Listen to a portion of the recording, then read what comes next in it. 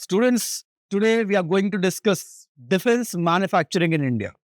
भारत में पिछले कुछ सालों से डिफेंस मैन्युफैक्चरिंग के ऊपर एक रिन्यूड पुश सरकार का देखने को मिल रहा है और इस रिन्यूड पुश का ही नतीजा है कि आज हमें जो भी डिफेंस इक्विपमेंट्स लगते हैं हमारे आर्म फोर्सेस के लिए, इसमें से काफी बड़ा चंक भारत के अंदर प्रोड्यूस हो पा रहा है, जिस कारण से हमारी जो हिस्टोरिकल डिपेंडेंसीज बिग पावर्स के ऊपर थी, जैसे कि यूएसए, रशिया और फ्रांस, इनके ऊपर की वो डिपेंडेंसीज आने वाले टाइम में कम हो सकती है। आज हमें इन डेप्थ चर्चा करनी है भारत के अंदर डिफेंस मैन्युफैक्चरिंग कहाँ पे हो रही है, पर्टिकुलर लोकेशंस ही क्यों चुने जा रहे हैं। इसमें स्पेशली हम केस स्टडी पढ़ेंगे यूपी की, कि यूपी के अंदर ही डिफेंस मैन्युफैक्चरिंग क्यों वहां पे बढ़ रही है। साथ ही में हमें चर्चा करनी है कि क्या वो विशेष पॉलिसीज भारत सरकार की है जिस कारण से भारत में एक डिफेंस मैन्युफैक्चरिंग रैंप अप होता हुआ दिख रहा है। क्या क्या चीजें हम डिफेंस मैन्युफैक्चरिंग में प्रोड्यूस कर रहे हैं, कौन से राष्ट्रों को वो चीजें हम एक्सपोर्ट कर रहे हैं, उसका वैल्यू क्या है, और ये पूरे डिफेंस मैन्युफैक्चरिंग इकोसिस्टम में क्या कुछ चैलेंजेस भारत आज की डेट में फेस कर रहा है, और साथ ही में इन चैलेंजेस के कॉन्टेक्स्ट में क्या सॉल्यूशंस इस चैलेंजेस को टैकल करने के हो सकते हैं। इन सब मुद्दों की दोस्तों आज हमें इस डिटेल लेक्चर में बात करनी है। सबसे पहले समझ लेते हैं कि current status of defence manufacturing Bharat में क्या है, क्या चीजें हम प्रोड्यूस कर रहे हैं, कितना प्रोड्यूस कर रहे हैं और कितना हम एक्सपोर्ट कर रहे हैं। तो शुरुआती तौर पर आपको मैं बता दूं कि क्या क्या प्रोडक्ट्स हम भारत के अंदर बेसिकली प्रोड्यूस कर रहे हैं। तो भारत में जैसे लाइट कॉम्बैट एयरक्राफ्ट जैसे तेजस का निर्माण भारत के अंदर दोस्तों हो रहा है। कुछ हेलीकॉप्टर्स जो हमें कॉम्बैट हेलीकॉप्टर्स वगैरह जो हमारे आर्म फोर्सेस इस्तेमाल करते हैं, रुद्रा हेलीकॉप्टर्स का निर्माण हो रहा है। अर्जुन टैंक्स दोस्तों बड़ी इंपॉर्टेंट टैंक्स है, these tanks are also being developed in India. इसके अलावा आर्टिलरी गन्स, एम्यूनेशन के लिए AK-203 की राइफल्स जो बन रही है, हमारे अमेठी के अंदर ये राइफल्स बन रही है। इलेक्ट्रॉनिक इक्विपमेंट्स, खास करके दोस्तों जो इलेक्ट्रॉनिक वॉरफेयर में हमें काम आते हैं, ऐसे electronic equipments are being developed in Bangalore, Karnataka. तो मल्टीपल प्रोडक्ट्स दोस्तों आज की डेट में भारत वहां पे प्रोड्यूस कर रहा है।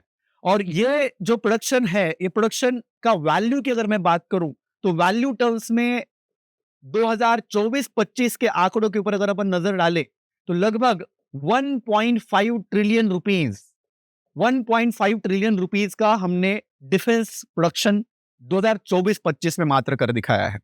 दोस्तों अगर पर्सपेक्टिव के लिए आपको मैं बता दूं तो ये जंप जो हमने ली है लगभग 2014 के कंपैरिजन में, ये मतलब डबल से भी ज्यादा जंप हमने 2014-15 के कंपैरिजन में ली है। तो पिछले डेकेड में डिफेंस मैन्युफैक्चरिंग के ऊपर काम करती हुई नजर आ रही है हमारी सरकार की कुछ पॉलिसी। साथ ही में अगर हम एक्सपोर्ट्स की बात करें दोस्तों यहाँ पे, तो दिस एक्सपोर्ट्स, ये एक 1.5 trillion rupees worth of defence products जो हमने प्रोड्यूस किए, इसमें से अप्रोक्सीमेटली 24,000 करोड़ रुपीस के एक्सपोर्ट्स दोस्तों हमने किए हैं। और कौन सी कंट्रीज है जहां पे हम एक्सपोर्ट कर रहे हैं डिफेंस इक्विपमेंट्स को? यहाँ पे बड़ी बड़ी कंट्रीज शामिल है दोस्तों। यूएसए को भी हम कुछ हेलीकॉप्टर कंपोनेंट्स, कुछ एयरक्राफ्ट कंपोनेंट्स वहां पे प्रोवाइड कर रहे हैं, एक्सपोर्ट कर रहे हैं। साथ ही में फ्रांस के लिए वी आर प्रोड्यूसिंग और we are basically exporting to France certain electronic equipments जो कि इलेक्ट्रॉनिक वॉरफेयर में वहां पे काम आते हैं। इसके अलावा फिलीपींस को दोस्तों हमारी जो ब्रह्मोस मिसाइल है, ब्रह्मोस सब सुपरसोनिक क्रूज मिसाइल, ये फिलीपींस को हमने वहां पे एक्सपोर्ट की है। साथ ही में पिनाका जो सिस्टम है हमारा, rocket launcher, rocket barrel system जो हमने ऑपरेशन सिंदूर के अंदर इस्तेमाल किया, इस पिनाका सिस्टम को हमने आर्मेनिया को एक्सपोर्ट किया है। तो डेस्टिनेशंस भी बढ़ते जा रहे हैं, प्रोडक्ट्स भी वहां पे बढ़ते जा रहे हैं, और ये स्थिति है आज की डेट में भारत के अंदर डिफेंस प्रोडक्शन की। अब हम नजर मारते हैं कि एग्जैक्टली क्या क्या चीजें, एक पर्सपेक्टिव के लिए कि क्या क्या चीजें हम और प्रोड्यूस कर रहे हैं। आकाश जो हमारा एयर डिफेंस सिस्टम है दोस्तों, indigenously developed air defence system, इसका इस्तेमाल हमने ऑपरेशन सिंदूर में भी किया है। इसकी कारगरता, इसकी एफिकेसी का टेस्ट वहां पे ऑपरेशन सिंदूर में हुआ है। इसके अलावा ऑफ कोर्स S-400 भी यूज किया गया, but S-400 we are importing from Russia. तो आकाश एयर डिफेंस सिस्टम, इसके अलावा जो हमारे तेजस एयरक्राफ्ट जैसे ऑलरेडी हमने बात करी, दीज आर रुद्रा हेलीकॉप्टर्स। इसके अलावा जो हमारा ब्रह्मोस मिसाइल जो हम फिलीपींस को भी दे रहे हैं, हम खुद भी इस्तेमाल करते हैं। इसके अलावा दीज अर्जुन टैंक्स। इसके अलावा भी आर्म्स अम्यूनिशन की अलग अलग फैक्ट्रीज, ऑर्डिनेंस फैक्ट्रीज भारत के अंदर दोस्तों मौजूद है। अब आइए और समझ लेते हैं कि क्या, कहां पे एग्जैक्टली हम ये प्रोडक्शन कर रहे हैं। इसमें दोस्तों एक बात याद रखिए कि यूपी के अंदर एक डिफेंस कॉरिडोर वहां पे बनाया जा चुका है और एक डिफेंस कॉरिडोर हमें तमिलनाडु के अंदर देखने को मिलता है। एग्जाम पॉइंट ऑफ व्यू से इन डिफेंस कॉरिडोर में कौन सी सिटीज आती है, इसके बारे में थोड़ा हमें इसके ऊपर गौर फरमाना पड़ेगा, इसको थोड़ा सा अटेंशन हमें देना पड़ेगा। तो थोड़ा सा गौर से देखिए कि हमारे यूपी के अंदर यहाँ पे हमने 6 सिटीज दोस्तों चुनी हुई है, अलीगढ़, आगरा, झांसी, लखनऊ, कानपुर और चित्रकूट। अब यही सिटीज हमने डिफेंस प्रोडक्शन के लिए क्यों चुनी, या फिर यूपी में ही हम डिफेंस प्रोडक्शन को रैंप अप क्यों कर रहे हैं, उस डायमेंशन के ऊपर हम आने वाले हैं, उस केस स्टडी के ऊपर हम आने वाले हैं। बस फैक्चुअली स्पीकिंग ये 6 लोकेशन थोड़े से याद रखिए। और साथ ही में अगर हम बात करें तमिलनाडु के अंदर के डिफेंस कॉरिडोर की, तो इस तमिलनाडु के अंदर भी चेन्नई, सालेम, उसके अलावा तिरुचिरापल्ली, कोयम्बटोर और होसूर, और साथ ही में अगर आप देखोगे तो ये मेजर सिटीज है दोस्तों जहां पे डिफेंस का प्रोडक्शन वहां पे किया जा रहा है। अब एक जो मैं बता रहा हूं आपको कि जो केस स्टडी हमने पढ़नी कि भाई why UP is basically emerging as a favourite destination for production of defence equipment. क्या ऐसा यूपी ने अलग किया है, या फिर क्या यूपी एग्जैक्टली कर रहा है कि यूपी के अंदर डिफेंस प्रोडक्शन हो रहा है। थोड़े से आंकड़े अगर मैं आपको दूंगा तो आपको और बेहतर पर्सपेक्टिव वहां पे डेवलप हो जाएगा कि यूपी में अगर हम देखें तो लगभग 180 यूपी गवर्नमेंट ने एक मेमोरेंडम ऑफ अंडरस्टैंडिंग, एमओयूज, अलग अलग डिफेंस इंडस्ट्री के साथ में वहां पे और भारत सरकार की कुछ पीएसयूज के साथ में दोस्तों साइन किए हैं। इसके साथ ही में इन एमओयूज का ये नतीजा है कि लगभग 30,000 करोड़ रुपए की इन्वेस्टमेंट यूपी के इस डिफेंस प्रोजेक्ट के लिए वहां पे आने वाली है। इसी 30,000 करोड़ के इन्वेस्टमेंट के कारण यूपी के अंदर लगभग 50,000 नए जॉब्स वहां पे क्रिएट होने की क्षमता ये एक्सपर्ट्स के द्वारा वहां पे बताई जा रही है। तो अगर ये सारे फायदे हमें वहां पे यूपी के अंदर दिखने वाले हैं, तो यूपी डिफेंस मैन्युफैक्चरिंग के कारण एक देश का सबसे रिचेस्ट स्टेट बनने की भी ताकत दोस्तों आज की डेट में रखता है। लेकिन क्या यूपी ने ऐसा अलग किया, इसके ऊपर थोड़ा सा आपको मैं समझा देता हूं कुछ पॉइंट्स। कि सबसे पहले तो यूपी के अंदर डिफेंस कॉरिडोर बनाने का जो रीजन है दोस्तों, जो लोकेशंस हमने चूज किए, be it Agra, be it Lucknow, be it Kanpur, there are existing defence manufacturing capacities in UP. कि एग्जिस्टिंग डिफेंस मैन्युफैक्चरिंग कैपेसिटी होने के कारण एक दोस्तों ईज वहां पे आ जाती है कि एक मैन्युफैक्चरिंग बेस ऑलरेडी वहां पे बना हुआ है। एग्जांपल के तौर पर लखनऊ के अंदर एक ऑर्डिनेंस फैक्ट्री वहां पे ऑलरेडी मौजूद है। इसके अलावा जो खास करके क्रेडिट देना चाहिए यूपी गवर्नमेंट को कि जो पॉलिसी सपोर्ट यूपी गवर्नमेंट ने खास करके डिफेंस प्रोडक्शन के लिए दिया है। अब इस पॉलिसी सपोर्ट में सरकार ने ऐसा क्या किया, इसमें सरकार ने प्रायोरिटी बेसिस के ऊपर लैंड एक्विजिशन करने का काम किया।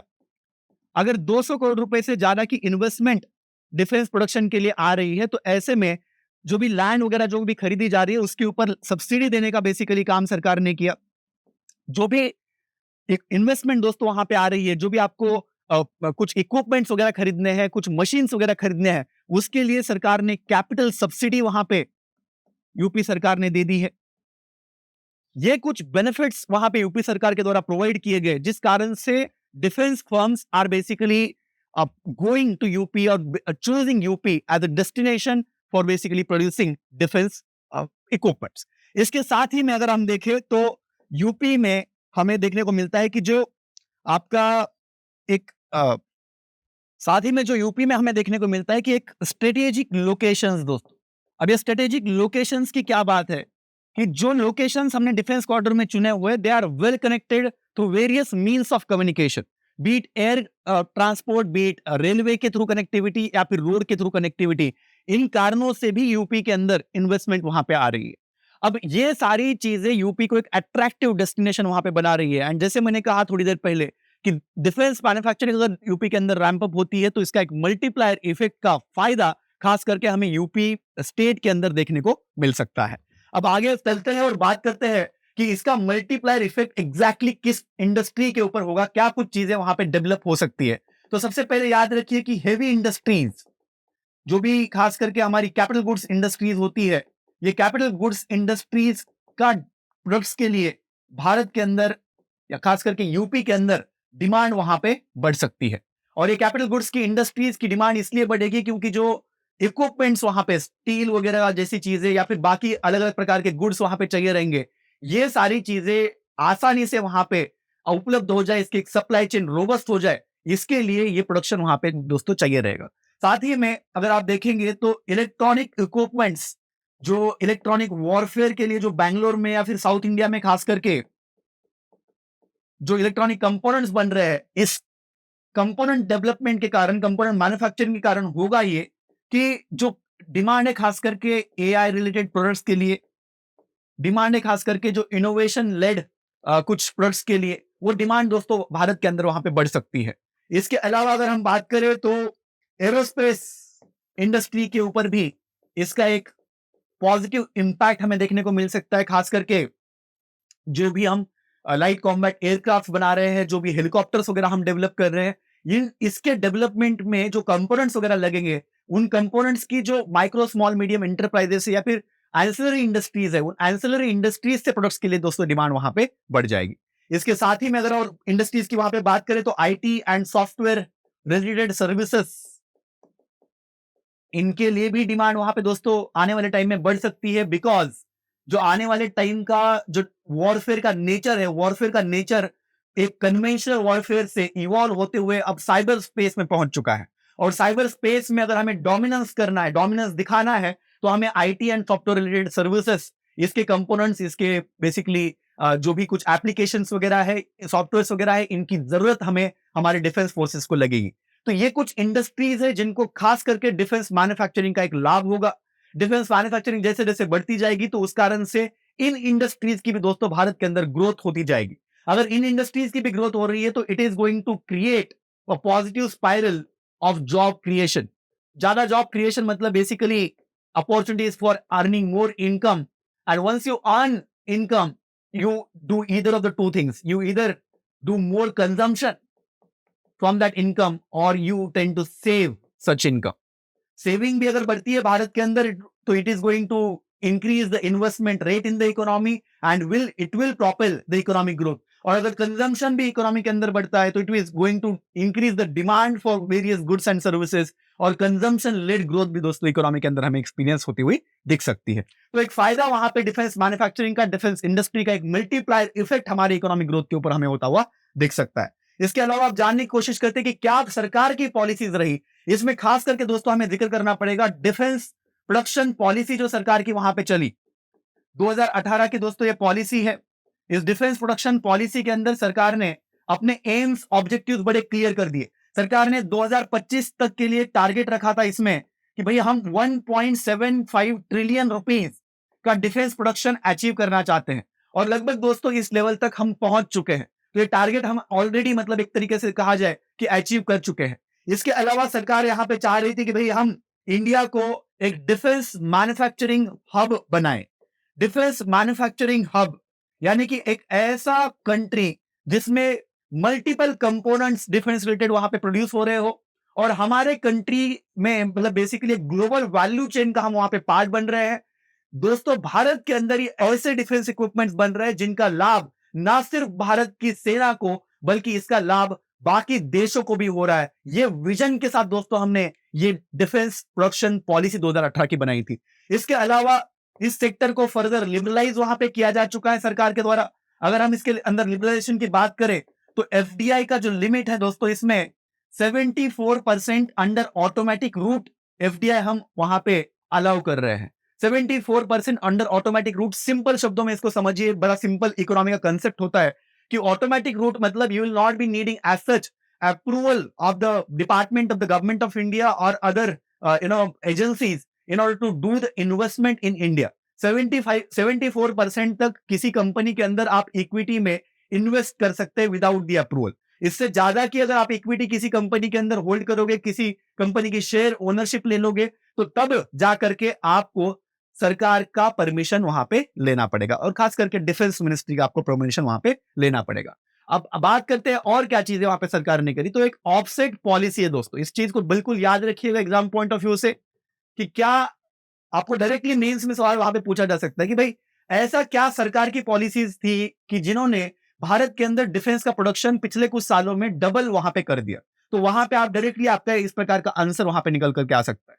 तो ये जो ऑफसेट पॉलिसी है सरकार की, इसमें ये कहा गया बेसिकली कि अगर हम किसी फॉरेन कंट्री से, let's say India is importing from certain foreign country some defence equipments, जैसे कि यूएसए से अगर हम कुछ डिफेंस इक्विपमेंट्स इंपोर्ट कर रहे हैं, तो जो भी वैल्यू ऑफ द कॉन्ट्रैक्ट है, ये जो भी मान लो कि ये $1 बिलियन के कुछ इंपोर्ट्स हम कर रहे हैं, तो इसका एक certain percentage, let's assume hypothetically that 20% of this contract value, यहाँ पे जो कुछ इसके इतने वैल्यू के कंपोनेंट जो होंगे वो यूएसए की जो भी फर्म है उसको डोमेस्टिकली प्रोक्योर करने पड़ेंगे, मतलब इंडिया से प्रोक्योर करने पड़ेंगे। ये स्टेप जो है ऑफसेट पॉलिसी, इस कारण से भारत के अंदर जो खास करके एंसिलरी इंडस्ट्रीज है दोस्तों, डिफेंस रिलेटेड जो कंपोनेंट्स वगैरह बनाने वाली जो कंपनियां हमारी एंटरप्राइजेस है, उनको इस पॉलिसी का डेफिनेटली वहां पे लाभ हुआ है। इसके अलावा सरकार ने डिफेंस एक्विजिशन प्रोसीजर के अंदर भी रिफॉर्म्स वहां पे किए हैं।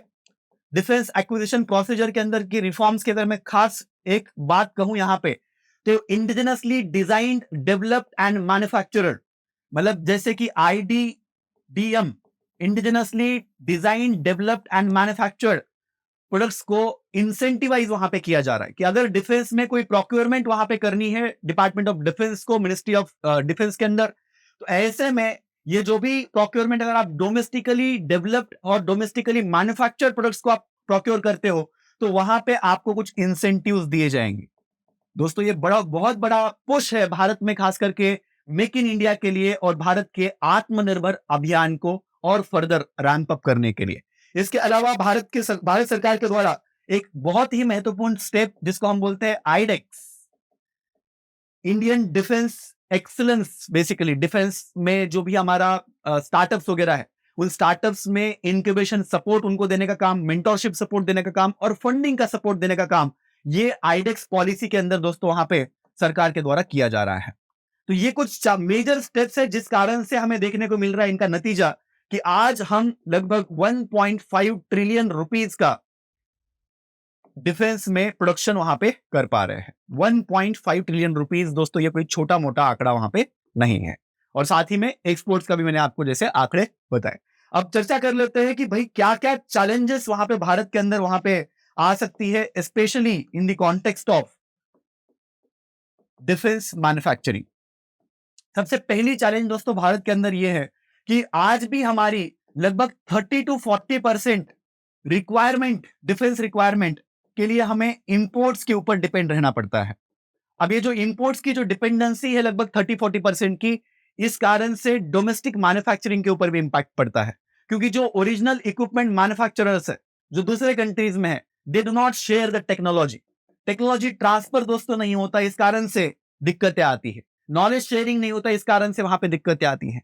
एक और प्रॉब्लम भारत में खास करके कि जो हमारा जो स्पेंडिंग है ऑन डिफेंस, ये spending compare to China and USA बड़ा छोटा स्पेंडिंग है दोस्तों। मैं आपको पर्सपेक्टिव देता हूं कि भारत आज के डेट में लगभग $80 बिलियन ईयरली बेसिस के ऊपर डिफेंस में खर्च कर रहा है, which is approximately 1.9% of our GDP. वहीं पे अगर हम चाइना की बात करें तो चाइना के द्वारा लगभग अप्रोक्सीमेटली $250 बिलियन स्पेंड किए जा रहे हैं डिफेंस के ऊपर। और यूएसए की बात करें तो USA is the largest spender on defence. USA के द्वारा डिफेंस के ऊपर लगभग दोस्तों $850 बिलियन वहां पे खर्च किए जाते हैं। ये एक साल के आंकड़ों की मैं बात कर रहा हूं, ठीक है। और अगर मैं थोड़ा सा भारत के इन आंकड़ों को मैं थोड़ा पर्सपेक्टिव में और दे दूं आपके लिए, तो मेजर जो कंपोनेंट है दोस्तों इसमें सैलरीज और पेंशन में चला जाता है, जो जरूरी है, बिल्कुल जरूरी है। लेकिन इससे क्या है कि डिफेंस एसेट्स हम एक्वायर नहीं कर पा रहे। मात्र हमारा इस $80 बिलियन में से 26% ही एक्सपेंडिचर कैपिटल के लिए जा रहा है। कैपिटल मतलब कैपिटल एसेट क्रिएशन के ऊपर जा रहा है, which is basically a problem. This needs to be increase. Defence expenditure Bharat के द्वारा वहां पे बढ़ाने की आवश्यकता है। कम डिफेंस एक्सपेंडिचर भी अपने आप में एक चैलेंज दोस्तों हमारे कंट्री के अंदर हमें देखने को मिल रहा है। इसके अलावा जो भी खास करके मैन्युफैक्चरिंग की बात करें तो इसमें प्राइवेट पार्टिसिपेशन बढ़ रहा है, लेकिन आज भी प्राइवेट पार्टिसिपेशन मतलब कंपेयर टू बाकी countries, compare to defence manufacturing hubs, ये प्राइवेट पार्टिसिपेशन कम है। अगर ओवरऑल भारत के अंदर के प्रोडक्शन की मैं बात करूं तो उस प्रोडक्शन में मेजॉरिटी हिस्सा दोस्तों public sector enterprises, public sector PSUs का है, बेसिकली पब्लिक सेक्टर अंडरटेकिंग्स का है, जो कि 77% है। और भारत की जो प्राइवेट इंडस्ट्रीज है, वो private industries are contributing merely 23% in overall defence production. तो यहां पे भी हमें सुधार करने की वहां पे आवश्यकता है। साथ ही में कंटिन्यूअसली हमें रिसर्च एंड डेवलपमेंट में सुधार करने की आवश्यकता है, डीआरडीओ की कैपेसिटीज को बढ़ाने की आवश्यकता है, और डिफेंस एक्विजिशन प्रोसीजर में जो ब्यूरोक्रेटिक डिलेज है, उन ब्यूरोक्रेटिक डिलेज को कट डाउन करने की भी दोस्तों हमें आवश्यकता है, ताकि जो भी वेटिंग वगैरह होती है प्राइवेट फर्म्स की, वो आसानी से हो जाए, फास्ट ट्रैक तरीके से हो जाए, और भारत वाकई में डिफेंस मैन्युफैक्चरिंग हब बन करके आने वाले सालों में उभर पाए। क्या आपको भी लगता है कि भारत डिफेंस मैन्युफैक्चरिंग हब आने वाले 10 साल के अंदर, 5 साल के अंदर बन सकता है? आपकी इसके बारे में क्या राय है? मुझे जरूर कमेंट बॉक्स में बताइएगा। Thank you so much.